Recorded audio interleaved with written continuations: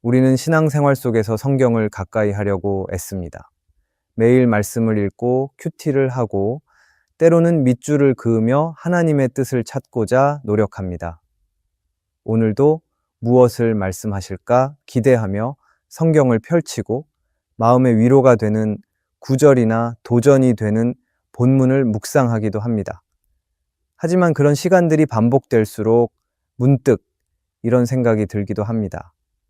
왜 나는 이렇게 꾸준히 말씀을 읽는데도 믿음이 더 자라지 않는 것 같지? 왜 성경을 읽어도 여전히 마음은 공허하고 삶의 변화는 없는 걸까? 오늘 우리는 이 지점에서 멈추어 다시 한번 생각해 보려고 합니다. 나는 과연 말씀 앞에 어떻게 서고 있는가? 내가 성경을 읽을 때 빠지기 쉬운 함정은 무엇이며 놓치지 말아야 할 중심은 무엇인가? 믿음의 사람이 성경을 읽는다는 것은 단순히 구절을 읽는 것이 아니라 하나님의 음성을 듣는 것이고 그분 앞에 나 자신을 정직하게 세우는 일입니다. 그렇다면 그 말씀을 어떻게 받아야 할지 우리의 마음과 자세를 오늘 함께 점검해 보려 합니다. 첫째, 성경의 맥락을 무시하고 한 구절만 떼어 적용하면 안 됩니다. 우리는 성경을 읽을 때 내 상황에 어울리는 말씀을 찾고 싶어 합니다. 지치고 힘들 때는 위로의 말씀을, 두렵고 불안할 때는 평안을 주는 말씀을 자연스럽게 찾게 됩니다. 그러나 문제는 그렇게 찾은 구절을 본문 전체의 흐름이나 맥락을 고려하지 않고 그 한 구절만 가지고 곧바로 내게 적용하려 할 때입니다. 본래의 의미와는 전혀 다른 방식으로 말씀을 해석하게 되거나 내가 듣고 싶은 말만 골라 듣는 습관이 생기게 됩니다. 그러다 보면 성경은 내 감정을 달래주는 책이 되거나 내가 원하는 삶을 합리화하는 도구가 되고 맙니다.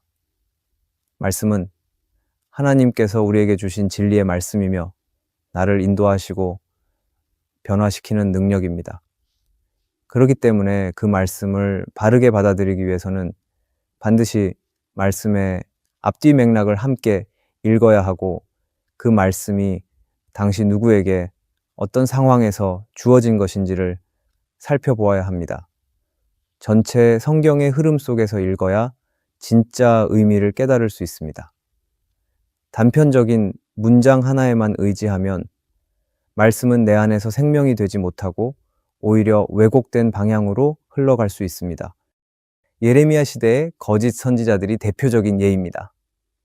당시 하나님은 예레미야를 통해 유다의 죄악을 지적하시며 회개하지 않으면 반드시 심판이 임할 것이라고 말씀하셨습니다. 그러나 거짓 선지자들은 계속해서 평안하다, 재앙은 오지 않을 것이다 라는 말만 반복했습니다. 백성들이 듣고 싶어 하는 말, 마음이 편해지는 말만 골라 전했습니다. 그들의 말은 듣기엔 좋았지만 하나님께서 하신 말씀이 아니었습니다. 오히려 하나님은 그들을 향해 내가 보내지 않았는데도 내 이름으로 말하는 자들이다 라고 분명히 경고하셨습니다. 결국 이스라엘은 진짜 회개의 기회를 놓쳤고 하나님의 심판을 피할 수 없었습니다. 지금 이 시대에도 말씀을 선택적으로 받아들이는 태도는 여전히 위험합니다. 하나님이 주신 모든 말씀을 경외함으로 읽기보다 나에게 위로가 되는 말씀, 내 기분을 살려주는 말씀, 나를 지지해주는 말씀만을 취하려 한다면 말씀은 점점 내 안에서 그 의미를 잃어갑니다. 예를 들어 내가 너를 복주리라는 말씀은 좋아하면서도 자기를 부인하고 자기 십자가를 지라는 말씀에는 부담을 느끼고 외면합니다. 어떤 말씀은 아멘이 되지만 어떤 말씀은 요즘 시대에 이건 좀 과한 거 아니야? 라며 스스로 재단해버립니다. 그때부터 우리는 하나님의 말씀 앞에 서 있는 것이 아니라 말씀이 내 기분과 기준 앞에 서게 됩니다. 말씀을 읽는 주체가 하나님이 아니라 내가 되어버리는 것입니다. 이런 태도는 일상 속에서도 드러납니다. 온라인에 짧게 올라오는 말씀 카드 중에서 내 상황에 맞는 구절만 스크랩하고 예배 시간에 마음에 드는 본문만 집중하다가 회개를 요구하거나 헌신을 요구하는 말씀은 금방 잊어버리기도 합니다. 때로는 내가 위로받고 싶은 날에는 말씀 앞에 잘 서지만 불편한 도전이나 변화가 요구될 때는 말씀을 외면하기도 합니다. 이런 식으로 말씀을 선택적으로 대하게 되면 결국 우리는 말씀을 깊이 묵상할 수 없고 삶의 뿌리까지 변화되기도 어렵게 됩니다. 성경은 내가 읽고 싶은 대로 읽는 책이 아닙니다. 하나님이 하신 말씀을 그대로 듣고 이해하고 순종하는 책입니다. 단순히 하루 분량을 읽었다는 것에 만족하지 말고 그 말씀이 나를 어디로 이끌고 있는지, 어떤 태도와 삶의 변화를 요구하시는지를 겸손히 묻는 자세가 필요합니다. 한 구절을 붙잡을 수는 있지만 그것이 하나님의 전체 말씀 안에서 어떤 맥락을 가지고 있는지 반드시 살펴야 합니다. 말씀은 조각이 아니라 하나의 흐름이고 중심은 내가 아니라 하나님입니다. 그러므로 우리는 성경을 읽을 때 어떤 본문이든 전체를 살피며 하나님의 의도를 헤아리려고 노력해야 합니다. 그래야만 말씀이 내 안에서 살아 움직이고 진짜 변화로 이어질 수 있습니다. 우리가 성경의 맥락을 무시하고 한 구절만 떼어 적용하지 않기를 바랍니다. 둘째, 성경에서 하나님의 뜻보다 내 문제의 해결책만 찾으면 안 됩니다. 많은 사람들이 성경을 펼칠 때 마음속에 이런 기대를 품습니다. 오늘 내 문제에 대한 해답이 있을 거야. 이 상황을 어떻게 이겨낼 수 있을까? 물론 하나님은 우리 삶의 모든 순간에 함께 하시며 말씀을 통해 위로도 주시고 길도 보여주십니다. 하지만 성경을 마치 나의 상황 해결을 위한 도구로만 생각하고 접근하게 되면 우리는 말씀을 온전히 이해하지 못하게 됩니다. 성경은 단순히 인생의 문제를 풀어주는 지혜의 책이 아니라 나를 새롭게 하고 하나님의 뜻 안으로 이끌어가는 생명의 말씀입니다. 그런데 우리는 종종 이 말씀을 내가 원하는 방식으로 끌어다 쓰려는 태도를 보입니다. 기도 응답을 받고 싶을 때, 결정의 기로에 섰을 때, 문제의 원인을 찾고자 할 때, 성경에서 내게 꼭 맞는 문장 하나를 골라냅니다. 그리고는 그 말씀을 내 상황에 끼워 맞추며 하나님께서 이렇게 말씀하셨어 라고 단정짓기도 합니다. 이렇게 말씀을 읽다 보면 결국 하나님의 뜻보다 내 뜻이 우선이 되고 하나님의 시선보다 내 필요와 감정이 중심이 되기 쉽습니다. 하지만 성경은 처음부터 끝까지 하나님에 대한 책입니다. 창세기부터 요한계시록까지 모든 말씀은 하나님이 어떤 분이시며 어떻게 일하시고 어떤 백성을 찾으시는지를 보여주는 이야기입니다. 그 중심에 있는 분은 내가 아니라 하나님입니다. 그러므로 성경을 읽을 때는 늘 이런 질문을 던져야 합니다. 하나님은 이 말씀 속에서 어떤 분으로 나타나시는가? 이 본문을 통해 하나님은 내게 무엇을 원하시는가? 이 질문이 없이 단지 내 상황에 대한 답만 찾으려 한다면 성경은 점점 내 욕구를 채워주는 책으로 전락하게 됩니다.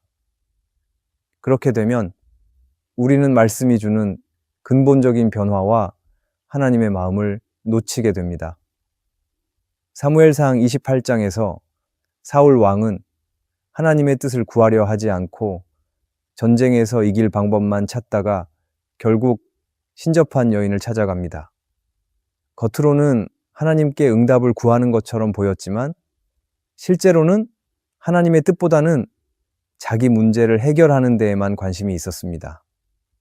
그 결과 그는 하나님의 음성을 듣지 못했고 결국 무너지고 말았습니다. 또한 요한복음 5장에서 예수님은 성경을 열심히 연구하는 유대인들을 향해 이렇게 말씀하셨습니다. 너희가 성경에서 영생을 얻는 줄 생각하고 성경을 연구하거니와 이 성경이 곧 내게 대하여 증언하는 것이거늘 너희는 영생을 얻기 위하여 내게 오기를 원하지 아니하는도다. 그들은 말씀을 연구했지만 정작 예수님을 만나지 못했던 사람들입니다. 성경을 읽으면서도 하나님의 중심을 놓치면 우리는 결국 길을 잃게 되는 것입니다. 오늘날도 우리는 성경을 도움책처럼 대할 때가 있습니다. 관계의 문제, 경제적인 문제, 마음의 불안함을 해결하기 위해 성경을 펼치고 이런 상황에는 어떤 말씀을 보면 좋을까를 검색합니다. 물론 말씀은 그런 현실 속에서 우리를 도우시는 하나님의 도구가 될 수 있습니다. 하지만 거기서 멈추어서는 안 됩니다. 하나님은 단지 문제를 해결해 주는 분이 아니라 우리 삶 전체를 다스리시고 이끄시는 분이십니다. 성경은 문제 해결의 책이 아니라 우리 존재 전체를 새롭게 하시는 하나님의 말씀이며 나를 변화시키는 진리입니다. 그러므로 우리는 말씀을 읽을 때 먼저 하나님의 뜻을 구하는 태도로 나아가야 합니다. 내 문제가 해결되는 것보다 하나님의 뜻이 이루어지는 것이 더 중요하다는 것을 기억해야 합니다. 오늘 나에게 필요한 말씀을 찾기 전에 하나님은 이 말씀을 통해 무엇을 말씀하시는지를 듣고자 하는 마음을 가져야 합니다. 성경은 단지 내가 기대하는 답을 주는 책이 아니라 하나님이 원하시는 방향으로 내 삶을 이끌어가게 하는 책입니다.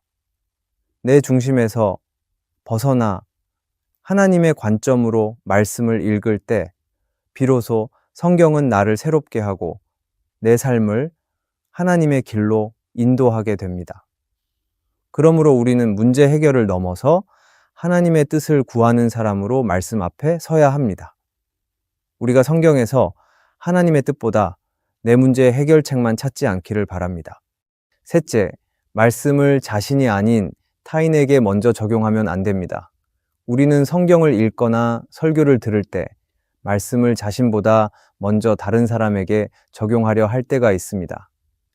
이 말씀은 저 사람이 꼭 들어야 하는데 이 말씀이 저 사람에게 참 필요하겠다 하는 생각을 하는 것입니다. 물론 말씀은 공동체 전체에 주시는 하나님의 음성이기도 합니다. 그러나 하나님의 말씀은 언제나 먼저 나 자신을 향하고 있다는 사실을 잊어서는 안 됩니다. 말씀은 나를 새롭게 하시기 위한 하나님의 초청이며 나를 돌아보게 하는 거울입니다. 그런데도 내가 아닌 다른 사람의 삶에 먼저 말씀을 들이대기 시작하면 말씀의 방향이 거꾸로 흐르게 됩니다. 그 결과 말씀은 나를 변화시키지 못하고 남을 평가하는 기준이 되어버리는 것입니다. 예수님께서 바리새인과 세리의 기도를 통해 보여주신 것이 바로 이런 모습입니다. 바리새인은 하나님 앞에 나아가면서도 자신이 얼마나 의로운지를 자랑하며 옆에 있는 세리를 깎아내렸습니다. 그의 눈에는 하나님의 거룩함이 보인 것이 아니라 자신보다 못한 사람만 보였던 것입니다. 반면 세리는 고개도 들지 못한 채 자신을 돌아보며 가슴을 치고 하나님께 자비를 구했습니다. 예수님은 세리가 오히려 의롭다 하심을 받고 돌아갔다고 말씀하셨습니다. 진정한 믿음은 다른 사람의 문제보다 내 마음의 상태를 먼저 하나님 앞에 내려놓는 데서 시작됩니다. 또한 요나의 모습을 떠올려 볼 수 있습니다. 하나님은 니느웨 백성에게 회개의 기회를 주고자 요나를 보내셨지만 요나는 그 명령을 듣고 배를 타고 도망칩니다. 그는 하나님의 말씀을 따르기보다 자기 생각과 감정에 따라 행동했습니다. 그는 하나님의 긍휼을 자신은 받을 자격이 있다고 여기면서도 니느웨 사람들은 받을 자격이 없다고 여겼습니다. 결국 하나님은 큰 물고기를 통해 요나를 다시 하나님의 뜻으로 돌아오게 하셨고 말씀 앞에 다시 서게 하셨습니다. 요나는 하나님의 뜻을 외면했을 뿐 아니라 말씀을 타인을 판단하는 수단처럼 여겼던 것입니다. 우리의 신앙생활에서도 이와 같은 모습은 자주 나타납니다. 말씀을 묵상하면서도 정작 내 마음은 열려 있지 않고 누군가를 떠올리며 저 사람은 왜 저럴까? 저 사람은 언제나 바뀔까? 하는 생각을 먼저 하게 됩니다. 공동체 안에서 들리는 말씀을 나 자신에게 적용하기보다 늘 다른 누군가를 의식하며 듣습니다. 심지어 말씀을 들은 후에도 오늘 말씀 참 좋았어. 누구누구도 이 말씀 들었으면 좋았을 텐데 라는 말을 무의식적으로 하곤 합니다. 그 순간 우리는 하나님의 말씀 앞에 엎드린 사람이 아니라 말씀을 평가하고 분배하는 사람이 되어버립니다. 이런 태도는 은연중에 나를 중심에 두게 만들고 다른 사람을 말씀의 대상으로 삼게 합니다. 말씀은 판단의 기준이 아니라 회개의 시간이 되어야 합니다. 우리는 말씀을 통해 먼저 내 마음의 죄를 비추고 내 삶의 방향을 점검하고 나의 교만과 무지함을 깨달아야 합니다. 그럴 때 말씀은 내 안에서 살아 움직이며 나를 변화시키는 능력이 됩니다. 반면 말씀을 듣고도 나는 괜찮고 저 사람이 문제야 라는 생각에 머문다면 그 말씀은 내 안에서 열매를 맺지 못하고 흘러가게 됩니다. 우리가 말씀 앞에 설 때마다 반드시 기억해야 할 것은 말씀은 먼저 나를 향하고 있다는 사실입니다. 말씀을 다른 사람에게 적용하기 전에 그 말씀이 나의 마음을 찌르고 있는지를 먼저 물어야 합니다. 나는 이 말씀 앞에 어떤 반응을 하고 있는가? 내가 돌이켜야 할 부분은 무엇인가를 먼저 점검해야 합니다. 그럴 때 말씀은 단순한 정보나 평가의 기준이 아니라 나를 하나님의 뜻 안으로 이끄는 살아있는 능력이 됩니다. 그러므로 우리는 언제나 말씀을 들을 때 먼저 내 마음이 열려 있는지, 내 자세가 겸손한지, 내가 변화되기를 원하는 마음이 있는지를 점검하며 서야 합니다. 그렇게 말씀을 자신에게 먼저 적용하는 사람에게 하나님은 반드시 응답하시고 역사하십니다. 우리가 말씀을 타인에게 먼저 적용하지 않기를 바랍니다. 넷째, 말씀을 지식으로만 읽고 하나님과의 인격적인 관계를 놓치면 안 됩니다. 성경은 하나님께서 우리에게 주신 말씀이고 하나님의 마음을 가장 분명하게 드러내는 책입니다. 그런데 우리는 이 말씀을 진리로 대하기보다 하나의 정보나 교양처럼 접근할 때가 있습니다. 성경을 연구하고 외우고 해석하는 데에는 열심이 있지만 정작 하나님과의 관계는 점점 멀어지는 신앙생활을 하고 있다면 그것은 말씀을 바르게 읽고 있는 것이 아닙니다. 말씀은 독서가 아니라 하나님과의 만남이어야 합니다. 지식으로 머무는 것이 아니라 나를 변화시키고 하나님을 더 깊이 사랑하게 만드는 관계로 이어져야 합니다. 예수님께서 요한계시록에서 에베소 교회를 향해 하신 말씀이 있습니다. 이 교회는 열심히 수고했고 악한 자들을 용납하지 않았으며 진리를 잘 분별하는 공동체였습니다. 그러나 주님은 그들에게 너희가 처음 사랑을 버렸다고 말씀하셨습니다. 그들은 하나님에 대한 열심도 있었고 말씀에 대한 바른 분별력도 있었지만 하나님과의 인격적인 사랑이 사라졌다는 것입니다. 결국 하나님은 그 처음 사랑을 회복하지 않으면 촛대를 옮기겠다라고 경고하십니다. 말씀을 아는 것만으로는 부족합니다. 하나님과의 관계가 살아있어야 진짜 신앙입니다. 믿음의 사람이 성경을 많이 안다고 해서 모두가 하나님과 친밀한 것은 아닙니다. 오히려 말씀을 연구하면 할수록 교만해지고 다른 사람을 판단하는 기준으로 삼거나 자기 의를 세우는 수단이 되기도 합니다. 그렇기에 말씀은 감동을 받는 데서 멈추면 안 됩니다. 감동은 시작일 뿐이고 그 감동이 삶의 결단과 순종으로 이어져야 진짜 열매가 맺힙니다. 말씀을 듣고도 변화되지 않는 이유는 하나님의 음성을 인격적으로 받아들이지 않기 때문입니다. 말씀을 하나의 좋은 말로 듣고 끝내면 내 삶에는 아무런 열매도 남지 않습니다.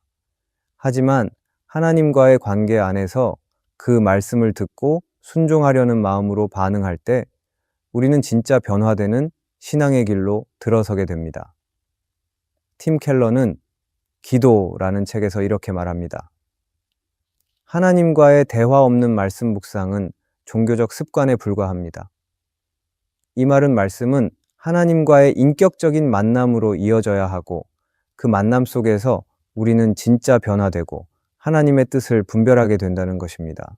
우리가 성경을 단순히 읽고 분석하고 깨닫는 데서 멈추는 것이 아니라 그 말씀 앞에 멈추어 서서 하나님을 향해 마음을 여는 모습이 필요합니다. 말씀은 하나님의 음성이며 성령께서 지금도 우리에게 들려주고 계시는 살아있는 말씀입니다. 우리는 말씀을 지식으로 채우기 위해 읽는 것이 아니라 하나님을 더 깊이 알아가고 가까이 하기 위해 읽는 것입니다. 그러므로 말씀을 읽을 때마다 이 말씀을 통해 하나님께서 내게 무엇을 말씀하고 계시는지를 기도하며 묻고 그분과의 관계 속에서 말씀을 살아내려는 마음으로 나아가야 합니다. 말씀은 정보를 주는 책이 아니라 하나님을 만나는 자리고 순종으로 이어지는 길입니다. 말씀을 지식으로만 읽고 하나님과의 인격적인 관계를 놓치지 않도록 항상 깨어 있어야 합니다. 말씀 앞에 서는 일은 그 자체로 거룩한 자리입니다. 하나님의 숨결이 담긴 말씀을 마주한다는 것은 단지 종교적인 의무를 감당하는 것이 아니라 살아계신 하나님을 만나러 나아가는 일입니다. 그렇기에 우리는 늘 말씀을 대하는 태도부터 점검해야 합니다. 내 마음은 지금 열려 있는가? 하나님의 뜻 앞에 겸손히 머물 준비가 되어 있는가? 하나님의 음성에 순종할 의지가 있는가를 스스로에게 물어야 합니다. 하나님은 지금도 말씀을 통해 우리에게 말씀하십니다. 어떤 날은 위로로, 어떤 날은 도전으로, 또 어떤 날은 회개의 촉구로 다가오십니다. 말씀은 내 필요를 채우는 도구가 아니라 내 삶을 이끄시는 하나님의 손길입니다. 그러므로 우리는 성경을 펼칠 때마다 그 말씀 속에서 나의 생각이 무너지고 하나님의 뜻이 세워지기를 구해야 합니다. 내가 중심이 되는 태도를 내려놓고 하나님을 중심에 모시고 말씀을 듣는 사람에게 하나님은 반드시 역사하십니다. 말씀을 읽을 때마다 하나님과 더욱 가까워지기를 바랍니다. 말씀을 읽을 때마다 그분의 뜻을 더 선명하게 분별하기를 바랍니다. 말씀을 읽을 때마다 내 삶이 그 말씀에 순종하는 열매로 채워지기를 바랍니다. 우리가 그 부르심 앞에 기꺼이 반응하며 매일 믿음으로 말씀 앞에 서기를 바랍니다. 오늘의 말씀이 은혜가 되셨다면 댓글에 아멘이라고 적어주시면 감사하겠습니다. 여러분들이 남겨주시는 댓글은 정말 큰 힘이 됩니다. 그리고 여러분들이 눌러주시는 좋아요와 구독도 큰 힘이 됩니다. 오늘도 함께 해주셔서 감사합니다. 기도하겠습니다. 하나님 아버지, 오늘도 주님의 말씀 앞에 서게 하시니 감사합니다. 제 마음이 자주 교만하여 내 생각을 앞세우고 내 뜻을 이루기 위해 말씀을 이용하려 했던 순간들을 용서하여 주시옵소서. 하나님의 음성이 들려와도 흘려버리고 순종보다는 판단과 계산에 머물렀던 우리를 불쌍히 여겨주시옵소서. 말씀이 단지 머무는 지식이 아니라 하나님과의 살아있는 만남이 되게 하시고 말씀을 읽을 때마다 주님을 더욱 사랑하게 하여 주시옵소서. 저희 안에 말씀을 향한 갈망과 순종의 마음을 날마다 새롭게 하여 주시옵소서. 예수님의 이름으로 기도합니다. 아멘.